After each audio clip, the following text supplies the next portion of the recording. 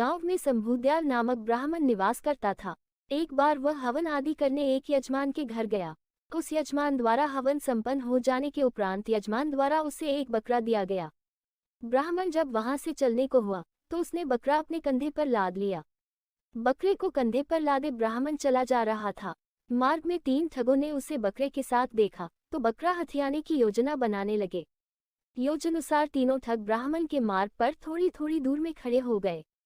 जब ब्राह्मण पहले ठग के पास से गुजरा तो वह ठग बोला, पंडित जी, ऐसा अनर्थ तो पहली बार देखा कि एक ब्राह्मण अपने कंधे पर कुत्ता लादे ले जा रहा है। यह बात सुनकर ब्राह्मण क्रोध हो गया और बोला, दिखाई नहीं देता तुझे?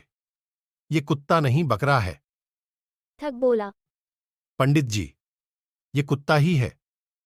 यदि आपको नहीं मानना है तो मत मानो, किंतु मानने या ना मानने से वास्तविकता बदल नहीं जाएगी। ब्राह्मण आगे बढ़ा तो उसे दूसरा ठग मिला।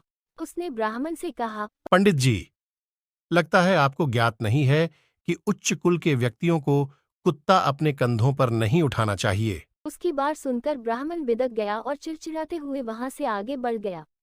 कुछ देर बाद उसे तीसरा ठग मिला। उसने भी ब्राह्मण से वही प्रश्न पूछा, पंडित जी, अपने कंधे पर कुत्ता लादे कहाँ जा रहे हो? 3 लोगों द्वारा बकरे को कुत्ता कहने पर ब्राह्मण को उनकी बात पर विश्वास हो गया और उसे लगा कि वास्तव में उसके बकरा नहीं कुत्ता अपने कंधे पर उठाया है।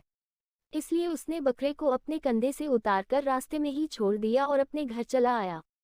इधर तीनों ठगों ने बकरे को मारकर उसकी दावत का मजा लिया। शिक्षा। अतः सच झूठ की पहचान करने अपनी पूरी समझ का इस्तेमाल करें। स्वयं पर इतना विश्वास रखें कि कोई दूसरा आपकी मति भ्रष्ट न कर सके।